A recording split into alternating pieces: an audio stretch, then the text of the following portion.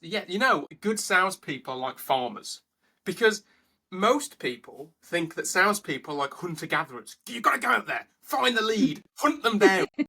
Shit. The best salespeople are farmers. And what they do is they understand that a certain field and certain crops take longer or shorter periods of time than others. And a really good salesperson knows what to do in each field. And each person's a field, and they have different kinds of skills and talents that takes different lengths of time to grow and accumulate. Certain people take longer than others to do different things. That's what we call pipeline, right? Pipeline is just farming different kinds of opportunities and people to generate wealth over time. That's all it is. You know? Or we call it funnels in marketing. Same thing. It's exactly the same thing. Exactly the same thing. I literally have tears in my eyes from laughing at this brilliant analogy. But it's true. Now, if you want to get really psychopathic about it, and my background is politics, so obviously I'm going to get really psychopathic about it, is to look at it in terms of a populace, look at it in terms of population. Because everyone is there for a field. Everybody is an economic unit. And that's how these people see people, as economic units. So what do we need to do to a field in order to generate the greatest crop yield from such economic unit?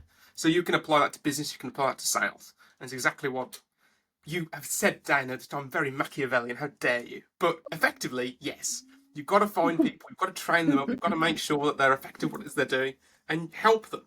And that comes back to you tenfold, 20-fold in the course of time. Because selling, it is a long-term process. You cannot control when a person's going to buy from you. You can look at all the bullshit that marketers and salespeople say that, oh, you can create the sense of urgency, which is just another way of saying, I'm going to break the trust and rapport that I built with this person because I'm selfish. Great, thank you, fuck off. Or you can accept, fundamentally, that you can't control when a person's going to buy from you. But you can control the quality and the caliber of the relationship that you have with that person. Right? That's the best intro we've had in this show so far. Welcome to another episode 10 specifically of LinkedIn Marketing LinkedIn Marketing Mastery. This is episode 10 and we have Ash Smith with us, who is a master puppeteer of salespeople. He just pulls the strings and he gets people to sell. I mean, it's like... I haven't given myself this title. No, we did. It was actually Dana who did. And on this note, stay tuned because you're going to learn how to book more sales calls here and how to close a lot more of them and bigger deals. We also have Dana today. She's joining me as a co-host. She's been with us before as a guest and she's helped us as well co-host this show. And today I am very pleased to welcome her as a co-host again, and you'll see more of her coming soon. So Dana, do you want to continue this intro? Yeah, absolutely. Absolutely. So starting from your master puppeteer intro, I'd like to say that when I first met Ash, I thought, oh, what a funny guy. Like, he's hilarious and he's like so lighthearted and bubbly. And this impression basically kept on until I asked him a very serious question. And he just switched his face like within a split of a second. And he just started showing me some things, like some pipelines, you know, some workflows like that. Like, my mind was completely blown. I was like, okay, this guy's not who he looks like he is. And then I actually haven't told you that, but then I started talking to like random people. Oh, I met this guy, like he's really cool and like he's this like master salesman and so on. And they're like, who's that? I'm like, that's Ash Smith. And I'm like, yeah, of course it's Ash Smith. I know Ash. And it just turns out that like literally everyone who is someone knows Ash. And guess why? Because Ash actually did something for them in the past, helped them, trained them, introduced them. So when we started out, introducing the entire event and introducing Ash, it's like some people just want to be all over the place. They want to be famous, they want to be known. They want their face to be all over the place. But most of them don't have like 1% of the influence that Ash has, and people like Ash do. So like that's literally someone who's just sitting behind the curtains, never making himself known and pulling more strings that you can possibly imagine. And because people like this have a lot of influence, they also make lots of sales. So this is what we're going to be talking about today. And I really like what you started saying, Ash, regarding the clash between marketing and sales. And I really like to go into that direction, because some people say, yeah, I marry marketing and sales, some things that's completely different, completely apart. And I really like where you started out there. So let's talk about that trust. And let's talk where popular marketing advice completely crashes and clashes with Yeah. sales techniques.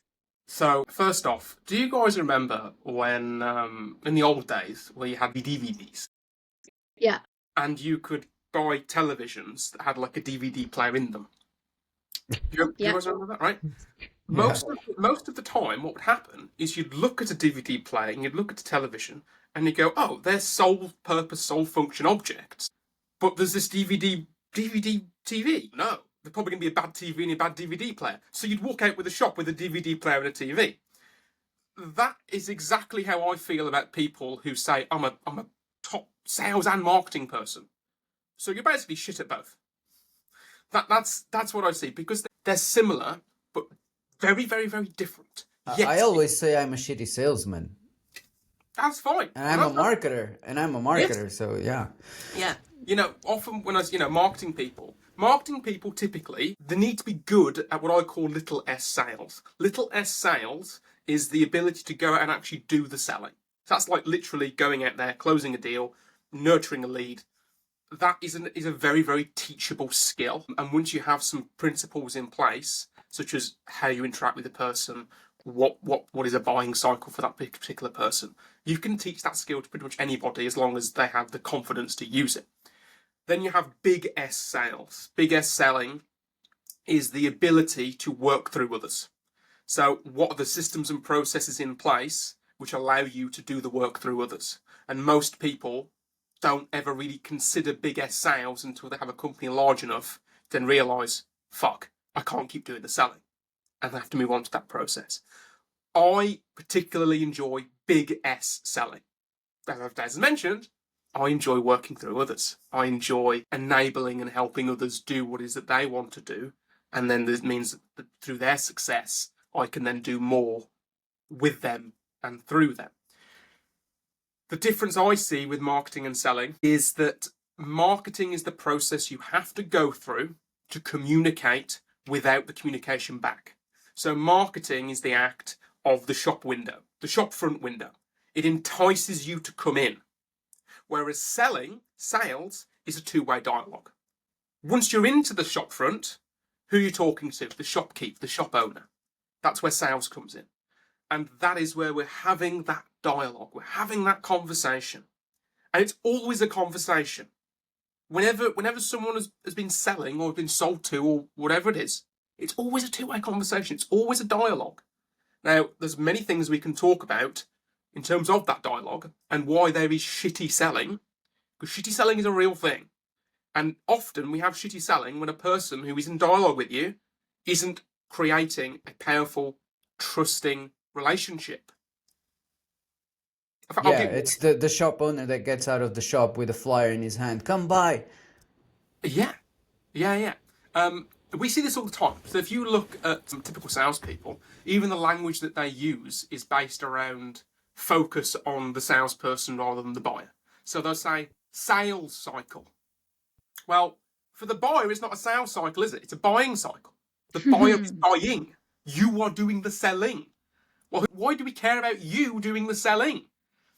Another thing as well is that we see confrontation. So there's this assumption that the seller is trying to get the buyer to do something they don't want to do. Exactly. Yeah.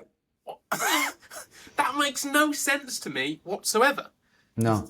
You as a salesperson, your job is to help a person to buy. Not to sell them something they don't necessarily want or need. It's to help them help themselves. You cannot sell something that someone doesn't need or want. I mean, that's a myth. Everybody think that they can push product, but when they actually start selling when they realize that it's all about the buyer's needs. So when you can get in tuned and aligned with what they want and need, it's when you start selling. Yeah, exactly. No, I 100% agree. I'd also say that there's different levels. There's different levels to this sort of selling game. You know, the worst salespeople, they focus on features and benefits. What are the features and benefits of my particular kind of SaaS product? What kind of bullshit am I peddling you? Like, okay, what? I don't care, right? Then you have what a person sort of needs. So features and benefits, then you have needs selling. So what this product's going to do to help you find a solution that you need. So then people go and talk about selling that kind of solution. Then you realise that actually this one sales conversation is not in a vacuum. It's actually in a place where your reputation of the product, matters and affects that sale. So the next level up is reputation selling. So we're selling based on reputation, trust. You know, if I say, for example, Dana, Ethan is fantastic, I love what he does, I've personally trained him in sales, go with him, and you trust me, that reputation is going to be leveraged in order to make that happen. And finally, it's going to be a no-brainer. It's going to be a no-brainer. And at the very top of this pyramid, you have trust-based selling. And that is, which is what I do, which is over the course of time, you create trusting relationships with a variety of people, which you can then use and leverage throughout the course of that relationship, where a person continually comes back and asks for more assistance and more help wherever they go. So you might look at my LinkedIn and go, this guy's all over the place. He's selling AI, he's selling coaching, he's selling services. What's going on? Because I'm not actually interested in what a business is selling. I'm interested in the relationship that business is creating with prospects. Because I know for a fact that the more relationships I can produce, nurture, grow, it doesn't matter what I'm selling. Because I'll be able to help a person in some way, shape, or form. And that's what I'm interested in. That's what I care about. That's why, Dana, you might see me as a bit more Machiavellian, because relationship matters to me. That's really beautiful, but actually, let me be a bit ruthless with you for a second. Like your LinkedIn looks like crap. I'm sorry, man, but it does. Your banner was made in paint or something. It looks like it was made in paint. And so what I'm getting at with this is like the relationship between marketing and sales. In some cases, you don't need the marketing because you are actually building the relationship one-on-one with a person, right? So you're not doing the marketing in a global sense, one to many, but you are doing it one to one, because you're immediately building that relationship, which is what you were describing. So you're jumping into sales earlier than, for example, me. I don't jump into sales. If my sale is, all right, so how much do I pay you? That's my sale, literally. I get on a call with a person who's supposed to be a sales call, and I'm teaching them. I'm showing them, all right, this is what we can do and stuff. And they go, all right, how can we start and how much do I pay you? So I'm the opposite of you. I do all the marketing and no sales. So we can find a balance, or we can actually see what works better with our personality, right? But one way or another, it's all about building the relationship. I absolutely agree with that. So let's bring this back to LinkedIn and try to apply this to LinkedIn. Let's say someone is coming into LinkedIn right now, like they haven't posted one piece of content on LinkedIn and they want to sell their services there. So I can't help them much. I mean, to do marketing, it's a process, right? To build a large scale, you need the following, you need to start posting content out there. Then I can build them inbound systems that get their people to come to them, to book calls, to make sales, all of this. But if I'm just starting now and I actually need clients, I need a client, how would you advise someone to go about this? If a person needs clients right now? Yeah, and they're just starting. They have like 20 connections on LinkedIn. Okay, here's what I suggest. They should get a job. That's my suggestion. Bluntness, I like it. And the reason why I suggest that is because if you need a client right now, if you're on the breadline, when I first started on LinkedIn, and this was years ago, when I first started my first business, it took me 6 months to make my first sale. 6 months. That's how long it took me to build trust and relationships with people for the first time. So if you're on the breadline, if you are like, my rent is due, my water's due, and you're like, I need this now, all that's going to happen is you are going to exude desperation. You're going to become one of those hunter-gatherer people who can get, you've got one sale in, but do you really have the timescale necessary to really deliver on that service, or is it going to be shit? More than likely it's going to be shit, okay? So if you're in that position, get yourself a job, keep on doing what you're doing, build relationships, and once you have enough sort of backing, then go and redo it. Because relationships take time. Relationships take a lot of time to build, nurture, develop, grow. And reputation takes a lot of time to build. It's the only thing which can take a lifetime to build and mere moments to destroy. Mere moments. I love that. I actually heard something from Daniel Priestley that stayed with me, and he said, I think it was a show with Chris Do, and he said like my unfair advantage in sales against every other person is that I actually don't want to sell. Every time I get on a call, I don't want another client. So I'm trying not to sell. I'm trying to eliminate them. What you're describing is the exact opposite, which is the situation where most people are. They get on the sales call and they're like, I need this client. I really need. So if you come from that need, from that place of need, then you're in trouble. Yeah. Yeah. It's desperation, right? And people can smell it. We can smell the desperation on people. It's like if you were in the playground, there was always those like one or two kids which just didn't really get along with anybody, and they were just always alone by themselves. That was me, by the way. That was me. That was me as a kid.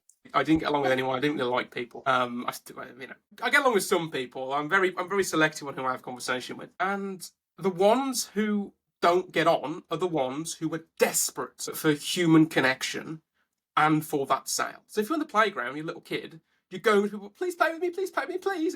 Oh, get away from me, Jesus Christ. I had more people come up to me, this is little mini me on the playground, when I just didn't give a fuck. When I just walked around doing my own thing, more people came up to me going, what are you doing? What are you reading? What are you up to? Like, get away from me. I'm by myself for a reason. Go away. I had more people come up to me, just like what you mentioned, Fran, right? Around when you don't want it, you have more people come to you for it because you exude confidence. You exude something that these people don't have, and they want it. They want that. Yeah, the need is the worst thing you can have. Just start building your relationships on LinkedIn, and if you can't afford to go 6 months without a sale, then get a job. And Ash, how would you go about start building those relationships? Slowly, is the answer that I'd give on that, because here's something we were talking about earlier before you clicked live, which is my statement that I think that becoming famous or LinkedIn famous and having thousands and thousands of followers is a distraction from let's say a person has 20,000 followers on their LinkedIn, 30,000 followers on their LinkedIn. Those numbers are meaningless to me. The question I want to know is, how many of those do you have existing, long-standing, deep relationships with? How many of those people do you know on a first-name basis? How many of those people do you have on your WhatsApp that you can message and go, hey, how's it going? What's going on in your world? And they'll fucking call you and they'll go, yeah, so this is happening, that's happening, what's going on? How many? And I guarantee you, it's a fraction of a percent. And the higher and the bigger the follower numbers are, the smaller the number of close relationships there are in a person. Because what happens is that as soon as you've got bigger and bigger follower numbers, people see that and they want a piece of you because they think being close to you, you're going to get, I'm close to Richard Charles and he's 100,000 follower account. And by being close to him, I'm going to get a chance of being successful myself. And all of a sudden, your relationships are diluted. So I'd much rather spend the time necessary to connect with people that appear to be on my current level. I spent a lot of time when I first started on LinkedIn looking at people and going, 3, 4, 5 years from now, where are you going to be? And I got really, really good at guessing who was going to be one of the top performing people. And I'm not going to name names. You can look at my LinkedIn. You can look at the people who've said to me, "This Ash is a great guy." And there's some big names on my profile.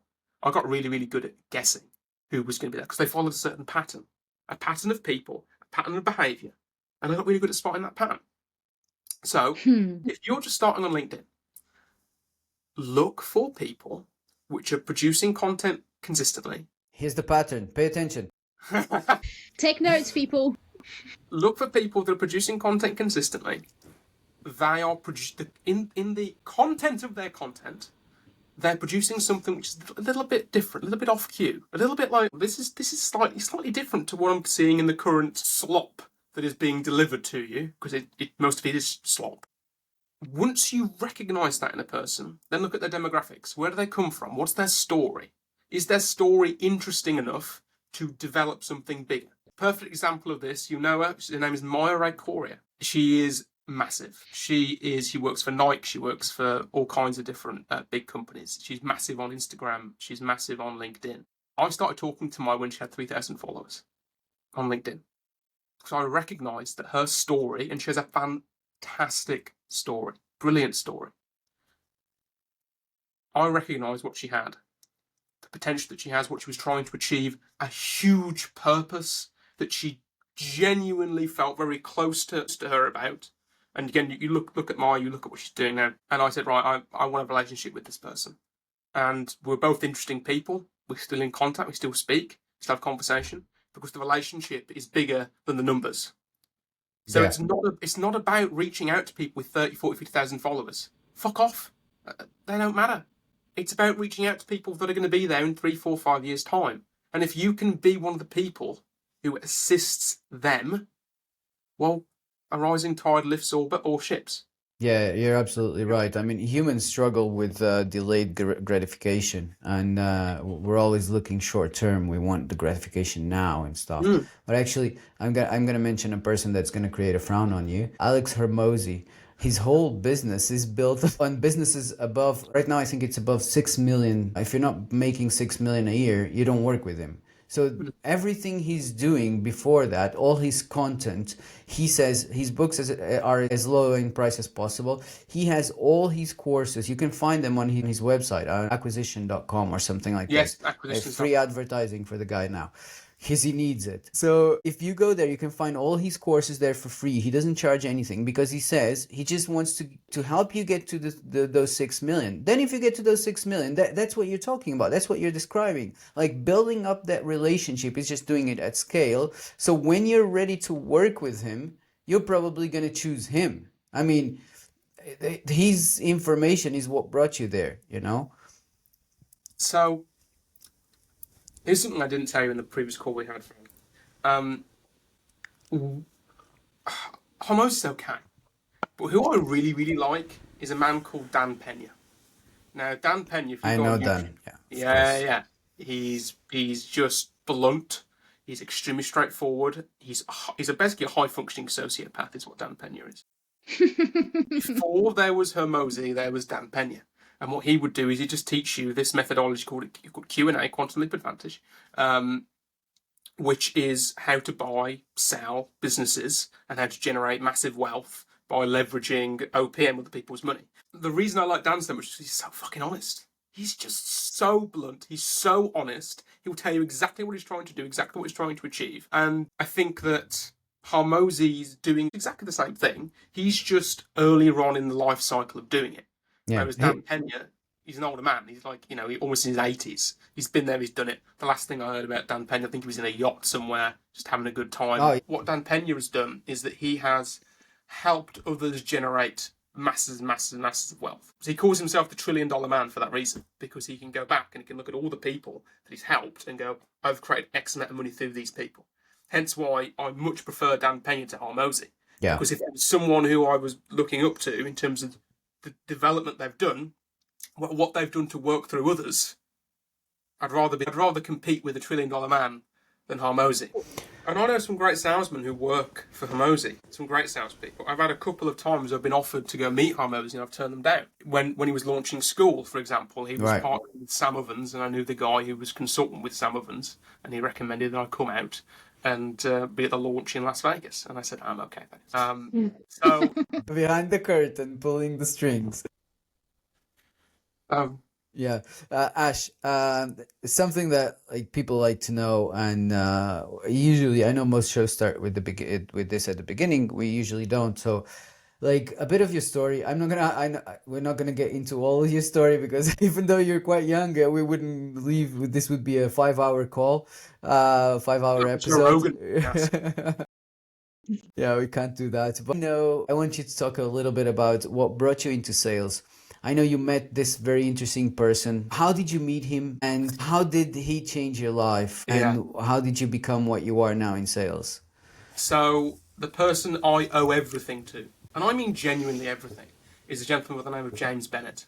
James Bennett is my selling mentor in every way, shape, and form. I met James during COVID, and I started my first proper business like in October 2019. October, November. No, it was December 2019 because I left politics in December 2019, just after the election. I had 3 months worth of, yes, we're making it happen, I'm making it, doing all the classic mistakes and doing all these bullshit things. And then COVID hit, and I realised, oh crap, this isn't going to work. So I decided, you know what I'm going to do? I am going to do some cold calling. So what I did is I did some cold calling. And at the From time... LinkedIn, right? No, not LinkedIn. Oh. Not LinkedIn at all. Classic cold calling. A classic cold calling. Where did you find the leads? With the phone. There used to be still is there, a networking group called BNI. BNI used to have on their website the list of all of the chapters, called it chapters, basically groups, and all of the members with their email addresses and their phone numbers ready available for everybody. So I thought, okay, great. I'll just start calling up BNI people, and I'll say to them, hey ho, I'm calling from X, Y, and Z BNI chapter. I'm a new member, hence why I'm not on the website yet. And I didn't join BNI, by the way. And I would love it to have a one-to-one with you. One-to-one is code in BNI for, oh fuck, I've got to have one of these one-to-one things. I've been told I've got to have them. I've got to have it with this guy. So I was getting like 10, 15 calls a week, doing 100 cold calls a day, because it was people who were typically warmer. And at the height when I got really good at it, I was getting about 30 calls a week doing this. How many of them actually bought from me? About one. And the reason why that was is because they weren't my ICP. I didn't even know what an ICP was when I first started. Yeah. But to put this into perspective, you tapped into an existing community and used their interests to get to them. Just trying to make sure that people understand the power of what you've done and how, if they want to replicate it, there are ways to do it. I hijacked the community, Fran. Yeah. I was like a terrorist. I came in there, looked at what they had, and this is mine now. And I leveraged and hijacked that community. Yes, I did. Yeah. Now, one of those people that I called was a gentleman called James Bennett. James is an ex-Oracle, so extremely high-end, multi-billion-dollar company sales professional.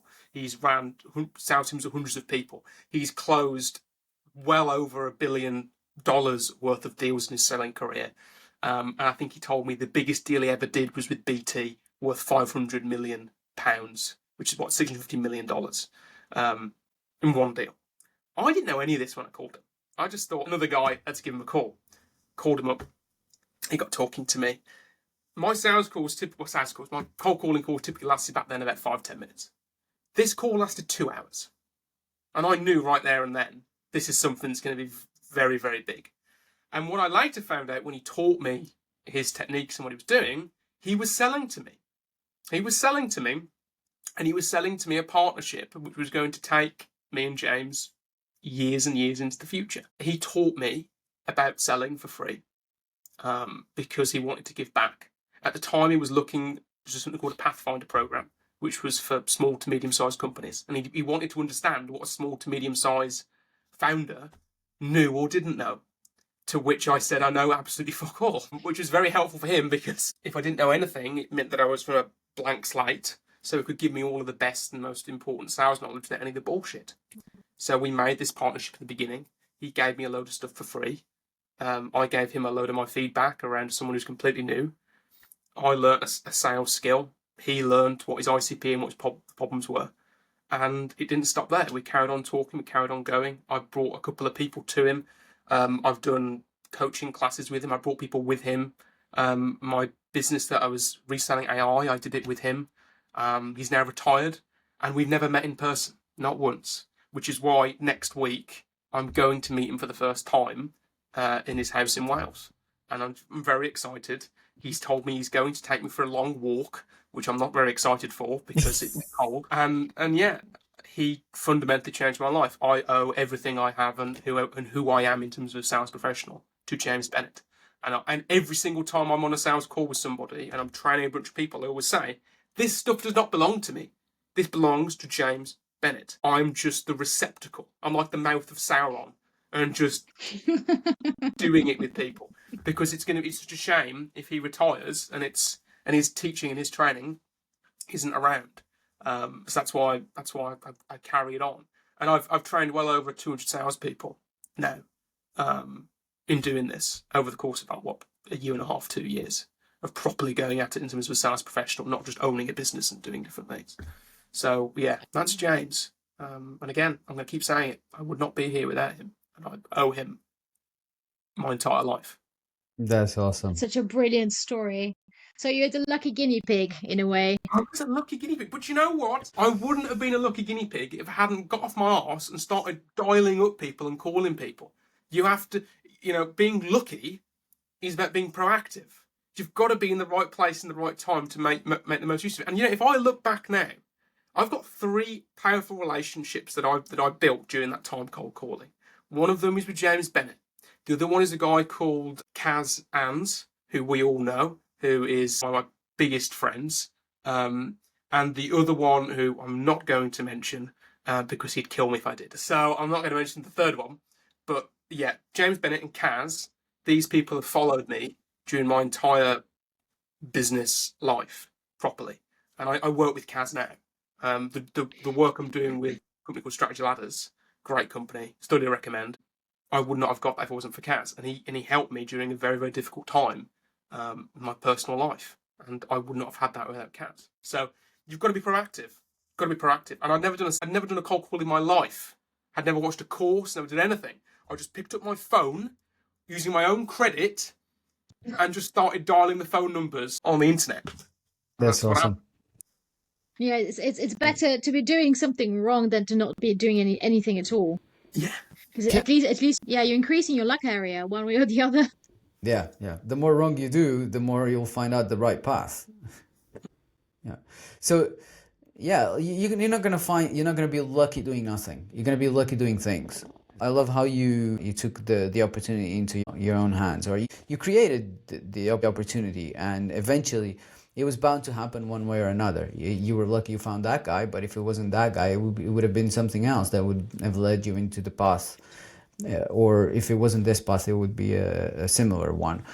And I even say to people now, young guys, because my personal passion that is helping young guys who's coming into professionalism for the first time. I always say to them, go find yourself an older mentor who has been where you want to be.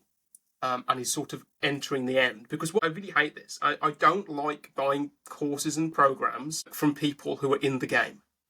Because if they're in the game, yeah, okay, you're going to get something that's a bit more recent, a bit more relevant. Cool, that's fine. But if they're in the game, they are in a position where they have to continually exclude a number of things in order to make their business model work. Yeah. So their business model is built to help you just enough to get you to that next point where you can buy the next course, the next program. Yeah, and I mean, they're teaching you tactics mostly. If you go back to the old times, I mean, there's nothing being invented. It's just being facilitated now. And like I continuously study marketing. It's my passion. That's what I'm a nerd, And I go back to the old guys over and over. I had been studying Gary Halbert. Now I am with Dan Kennedy again. I don't know if you've ever heard of Dan Kennedy. A lot of people haven't. Dan Kennedy is the absolute legend in marketing. If you say this name to any marketer and they don't recognize him, he's not a marketer. No, seriously. So these guys, Dan Kennedy doesn't have internet. He does not have internet. He communicates through fax. If you want to get in touch with him, you send him a fax. So you can see, like, it's the fundamentals. It's all about the fundamentals. Because then you can use what's trendy today, or the tools that you have at your disposal, like LinkedIn. Everybody's on LinkedIn, so you can use LinkedIn as a tool. There's actually a funny story that Russell Brunson tells about when he met Dan Kennedy. He says, when I met Dan, I said, I have an internet business. The first thing he told me was, you don't have an internet business. You have a business and you use the internet as a medium. It's like, that's the basis. Go back and always start from the foundation, because otherwise you're always iterating and having to change. Now this doesn't work. Now LinkedIn doesn't work for me. Then what? Use something else. If you understand the principles, then use something else. So, Ash, you spoke about building a relationship and it takes time. And what we're building is trust and getting people to trust us so we can, this is how I would phrase it. So we can help them better, right? Because nobody wants help from someone they don't trust, and that's basically what we're doing. If you're making a sale, if you're doing it the right way, then basically you're providing help to someone. You're helping them reach their destination. I call it the customer journey. But how would you, from the moment you see someone and now you saw this LinkedIn profile and you see, okay, this person has potential, I want to build a relationship here, what are the steps? How do you start, and how does it evolve from there? Um, I use dating as a really good example, which is that if there's someone that you like the look of, and I'm going to assume if you're a guy, if you're female, typically if someone likes the look of you, they'd approach you. But let's just go for the guy approach at the minute from that perspective. If there's someone that you like, go up to them, tell them, you know, I like what you do. It looks pretty fucking cool. Here is what I'm enjoying. Here is something that I would want to talk to you about X, Y, and Z. Let's have a conversation. Now, for me, and again, you mentioned this, Fran, about using your strengths. For me, I know that if I can get someone on a call with me, then the rest flows. So the point in which there's the most friction for me and my skill set is when I'm on the messaging people, on the DM. That's where the most friction is for me. So if I'm able to then move them from a DM and get them onto a call and a conversation, I can leverage that and I can build that relationship with them over time. Because the conversation on the DM leads to a call, the call then leads to getting their phone number on WhatsApp, and then that leads me to continue building the relationship up. And that isn't always talking about business. It's about understanding, how are your kids? What are they doing? What's actually your big ambition? What are you trying to achieve? Where did you come from? What is your story? What is your goal? And understanding that and being there with them as they go through the highs and the lows. And most of the relationships that I've built, which I would now point to, is that I've been there for those people more so in the lows than what I was in the highs. People don't remember who's there with them when everything is going well. Yeah. And frankly, if something's going well for you, great, good stuff. I don't need to worry about you right now. And it's funny, that's where the masses move. Just look at LinkedIn. The posts that have the most engagement are the ones celebrating a win, Yeah, celebrating a win. I don't need to be there to celebrate your win because I was there for you to see the work that you had to do to get to that win. So I will never say to someone, well fucking done. But have you guys ever watched the movie Whiplash? Oh yeah. Yeah. Yeah. The guy was saying that praise is the biggest enemy of success. The biggest enemy of success is the two words, good job. Yeah. Good job. Right? If the people who work with people who know me, they know that the reason they talk to me is because whatever it is that they're doing, I think is shit. I think it's appalling. I think it's terrible. I think they can do much better. One of the people I'm working with at the moment who very close is called Charlie Lefevre. And I started working with them with a company called Who Media, which they still have.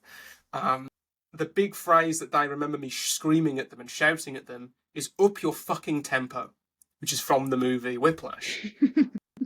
So whenever I see someone and they go, yeah, I got this win, my immediate reaction is, so fucking what? So what? You know, as well as I know, it's not good enough. Because what you're portraying in terms of your media, in terms of your content strategy, is very different to who you actually are. And once you actually have some friends, you will know. I mean, I'm gonna name drop now. For example, Dana, you're about to start working with Ethan Golding, which is a company called Blueprint. I love Ethan. I love him to bits. He's fantastic. He was around my house a couple of weeks ago, so we were having a good time together anyway. With Kaz, funnily enough, and on LinkedIn, he's talking about how he's getting milestones and figures and everything else, right? And he's having a great time. It's not fucking good enough for Ethan. It's not good enough. Clearly. Good enough. Right? Clearly. And he has internal battles in his mind on a number of different areas. You don't see that in terms of his content. And you don't get to see in anyone's content. You're just going to see this happened, that happened, this happened, that happened. And even the posts where you see, this is the difficult thing that happened in my life, even that's bullshit. It's all bullshit. It's all a fugazi, all a fagoozy, as they would say in some of the mafia movies. So yeah, how do you put a relationship in a sentence? Cut through the bullshit. Cut through the bullshit. Cut through it completely. You know, I just saw your post. I know it was a load of crap. Not because of what you said isn't true, because I know that deep down, it doesn't matter to you that this happened. Because you're not where you want to be. And I know you're not where you want to be, because you're still on LinkedIn, and you're still producing the same bullshit content, and you're still looking for clients. So cut through the God, this bullshit. hurts. This hurts so Yeah. much. And that's why people... Good advice has to hurt. Yeah. And this is why people have conversation with me, and they have long-standing relationship with me. Because I'm the one person they can come to in secret and then go, what the fuck's going on? And I go, yeah, what is fucking going on? What are you doing? You're wasting time. Like, what? Yeah. Okay, so now is the perfect time for me to ask my star question. Literally, what you just said is, speaking in your terms, in your language, is how to get from small S sales to big S sales. So, as I mentioned before, small S sales is the act of doing the selling. You're having the conversations with people. You are building the relationship yourself. Big S selling is the systems and processes you need to enable others to do that for you and do that with you. The first thing that you need to do is change your mindset in terms of what it is you're doing. The people who are insecure about their ideas, themselves, their own ego, this can never work for them, because you have to have a level of detachment from what it is that you're doing. So when I have conversations with people, I give them everything. I give them everything that I believe in. I give them everything that I use. I give them it all, because I'm detached from what it is they do with it. I don't care what it is they do with it, as long as they're using it, as long as they're doing.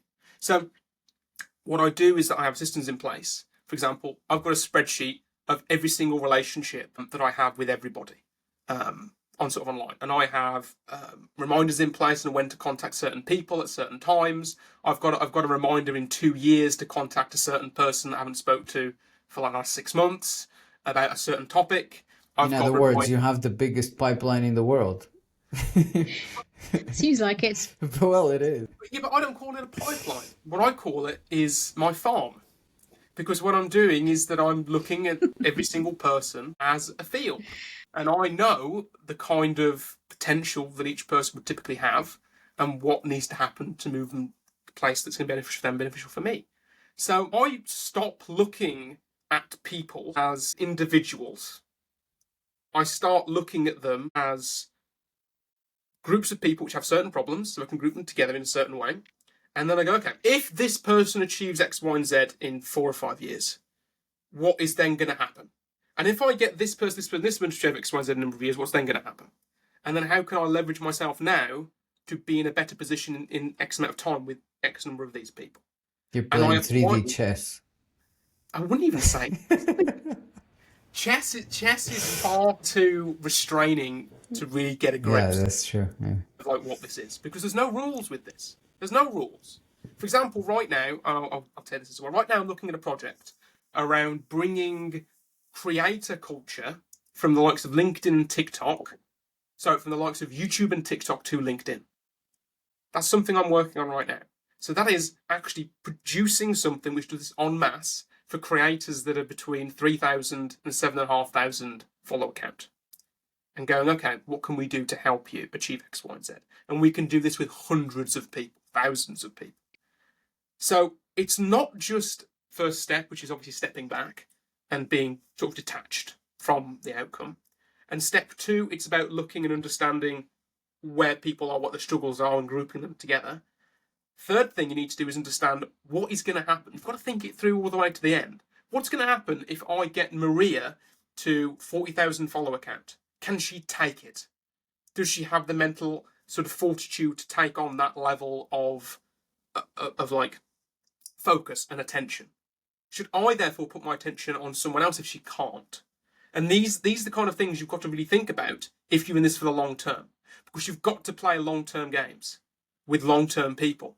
Otherwise, it's not going to function. It's not going to work. So I know this sounds very esoteric, because it is. The fruits of what it is that I'm going to be doing aren't going to appear for at least the next 10 years. And I know that. But I'm in this for the long term, so it doesn't matter to me.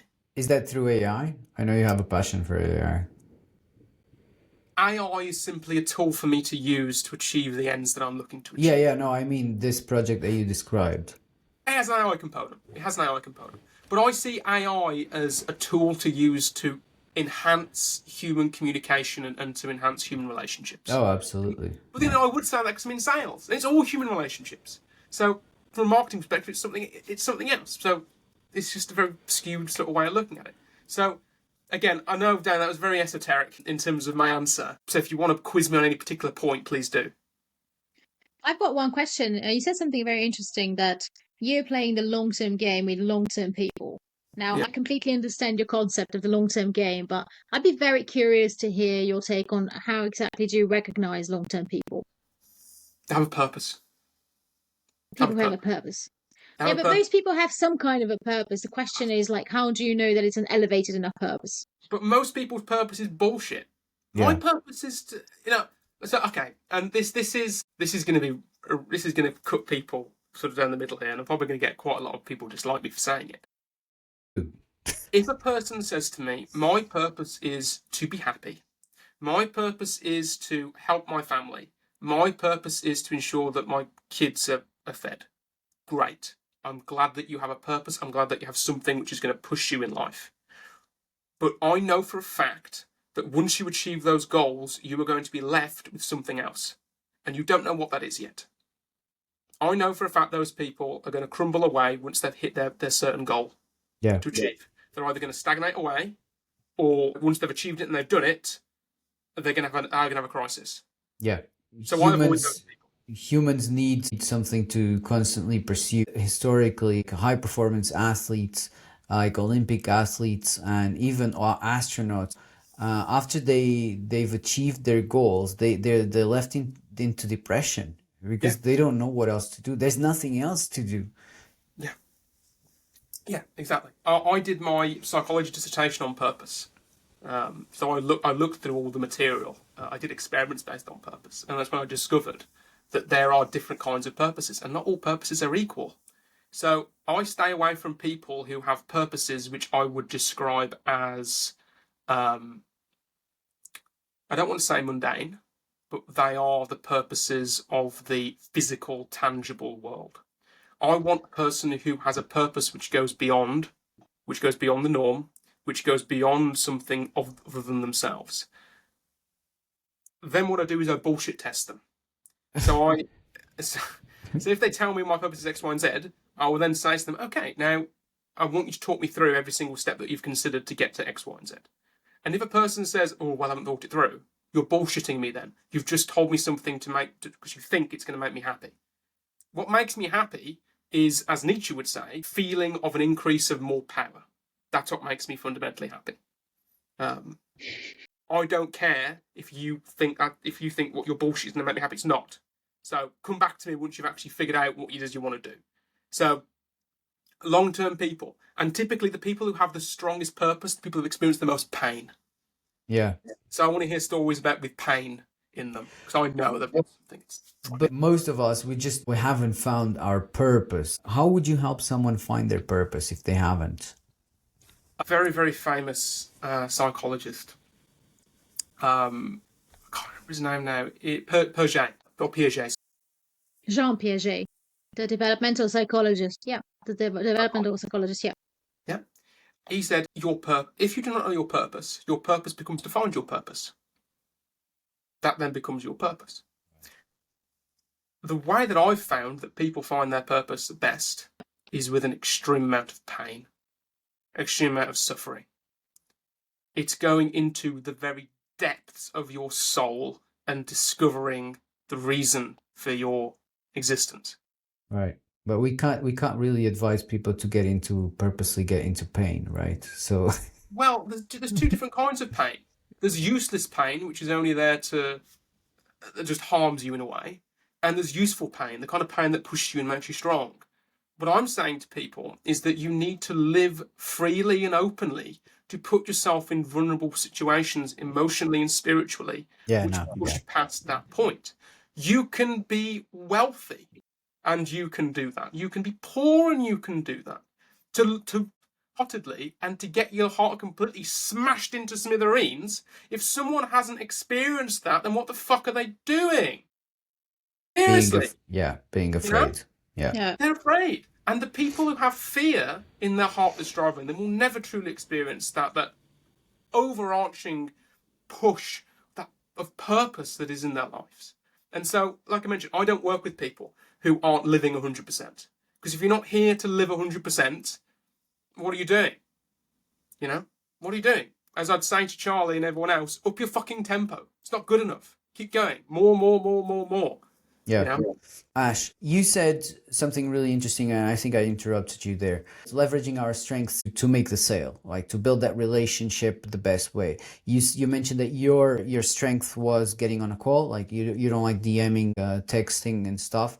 Like some people are the opposite. Some people would thrive more through text, and then when they get on a call, they get more nervous and stuff. I love getting on calls with people, but I don't like closing sales, actually asking for money and stuff. So we all have different strengths and weaknesses, right? But now I know most people on LinkedIn can book a call.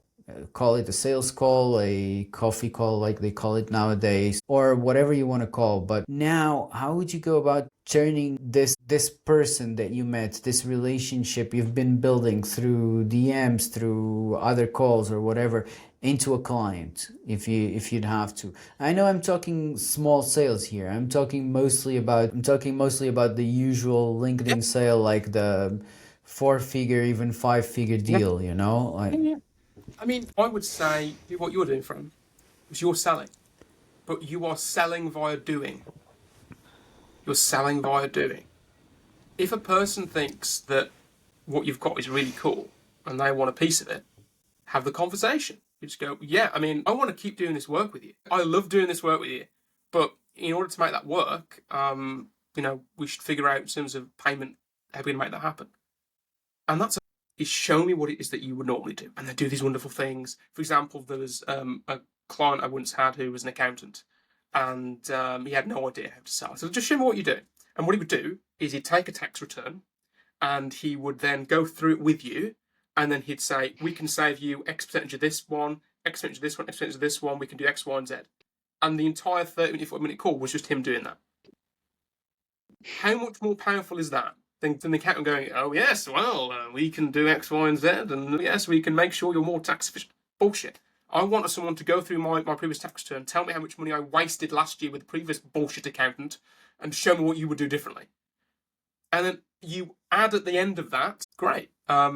In order for me to do that for you, then what I would usually do is it's this price, and we have a retainer for this price, and this is going to come to this price. Right, I'm on the right path. That's what I ended up doing. Yeah, that's it. Well, You don't on need this, to complicate it.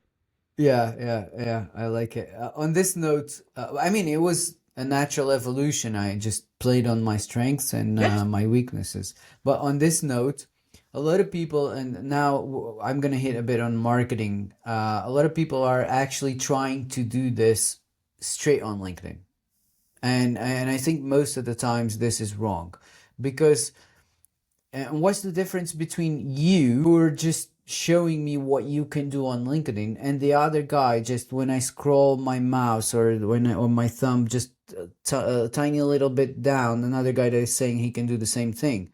What's the difference? There's no difference. So you haven't built that relationship. You haven't earned the right to show the person what you can do. That's how I would look at it. Yeah, you need to earn the right. You need to earn the right, and I totally agree with you. You have to earn the right to have that person's time, attention, and that conversation. It's The trust, way right? it is trust, and trust is the foundation of every good relationship. Which is why you should never lie to anybody ever at any point about the kind of conversation you're having. You know, Fran, when we first had the conversation with you, I'm very open. If anyone asks me what my story is, I will tell them my story 100%. and the ups and the downs of all of it. Trust is the most important thing in any relationship, and I cannot stress that enough. It's the hardest to gain, the easiest to lose. It is. Yeah. It is. The question, though, that I think you wanted me to answer was, how do you earn the right? How do you earn the right to have this conversation in the first place? There's an art more than a science to do this, but I'll try and make it as much of a science as I humanly can do. Using your own knowledge base, so I'm going to assume that you know who your ICP is, and I'm going to assume that you know what you're talking about, you're not a bullshit artist. This is for anyone who's watching, not you guys. I know you guys know what you're talking about. I know you guys aren't bullshit artists, but for anyone who's listening, you go into a DM, assuming you've connected, and you state very clearly a highly educated guess. And that highly educated guess could be, John, I see that you don't have a salesperson on your team right now. So I'm going to guess that you're the person who's doing all your selling. Curious to know when you've got plans on changing that. Number of things could happen there. Number one, I don't ever plan on changing it. So okay, then I'd love to have a conversation with you to figure out why. Because if you're never going to step out the sales role, how are you going to grow your business? Second thing they could say, no, LinkedIn is wrong. I do have some salespeople. Oh, great. How are they performing? Third thing they could say is, I'm planning on doing that in the near future. I've got a few things to work on first. What are those things? Because logic would dictate that if you're spending all your time doing the selling, then the things that you're trying to work out aren't going to get the time that you need to work them out. So it's self-defeating. So what are you trying to work on to make that work? And you can apply that with all kinds of different factors. Just looking at the sales page, a sales company page on LinkedIn, you could do that by looking at recent posts, just by inferring from the information and using your own knowledge and expertise to carry on having that conversation. It doesn't have to be complex. It can be really easy. It can be simple. And by keeping it simple, you allow that relationship to shine through. And all you need to do is get the person curious enough to have the conversation with you. And then you can sell by doing, if you want to sell by doing. Or you can sell by sampling. Imagine if you're a solicitor, for example, you're a lawyer. What do lawyers typically do? They sit down in an office and they say, oh yes, we can definitely help with this particular thing. Yeah, well, yes, we can definitely pay some money and we'll give you some advice. Well, if you're a B2B lawyer, big money, just give the advice. Give it. Just give it. Because all that person is going to feel is, holy shit, this person knows so much. Start helping the prospect. Go in for an hour and help the prospect. And at the end of the hour, go, so we've done this now. If you want more of this, it's going to be X amount of money. And we'd love to carry on doing this with you. It's so much more powerful than talking around what it is you want to do. Show what it is that you're doing. Prove it to them in the call. And you don't have a sales call at that point. You have something completely different. You have a powerful conversation, which leads to a powerful relationship, which lasts over time, which you can consistently leverage as part of your professional career and professional life. Hell, even your personal life. That's powerful advice. That was deeply profound. This is very profound, yeah. This is something that I would personally watch at least 2 more times. And maybe take notes this time. See, to me, this is common sense, but I'm in it. I'm talking to people every single day, so you just sort of stop. You stop thinking about it, And I'm more than happy to show people how it is that I do what I do and the systems and the processes that I use. Because again, like at the very beginning, I don't need to sell the processes. I just need to ensure the relationship is strong in order to win. That's what it's about. If you're listening to us on YouTube or on Spotify and you're not subscribed or following us, why not? There will be a link in the show notes as well with a page where you can find more about all of the episodes and a few more details about our exclusive community that you can join and find the experts to help you. One question, Ash. If people want to build a relationship with you, what do they have to do? Send me a DM. Where? How? Where are you? send me a connection request on LinkedIn and say to me, "I love you so much. Please, please, please be my friend." No, don't say that. Just call me out. Go on my LinkedIn. It's easy for me to find. Send me a message. I'll have a conversation with you. If I think that you're interesting enough for me to have a conversation with you. So, yeah, tell me your story. I want to understand people's stories and why they're there where they are. So I'm very open. I'm not guarded. I don't have like an army of 50 odd people that's protecting me.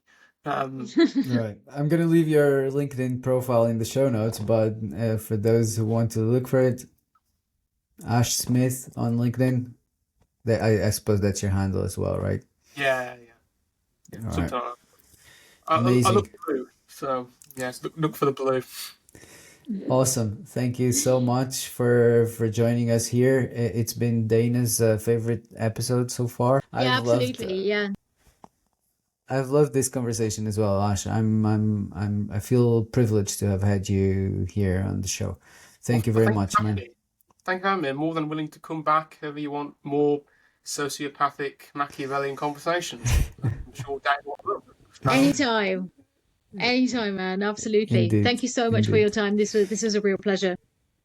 Yeah, Thanks no problem. everyone for tuning in, and have a great week. We'll see you next week with another awesome guest. Stay tuned to know who it is. Yeah.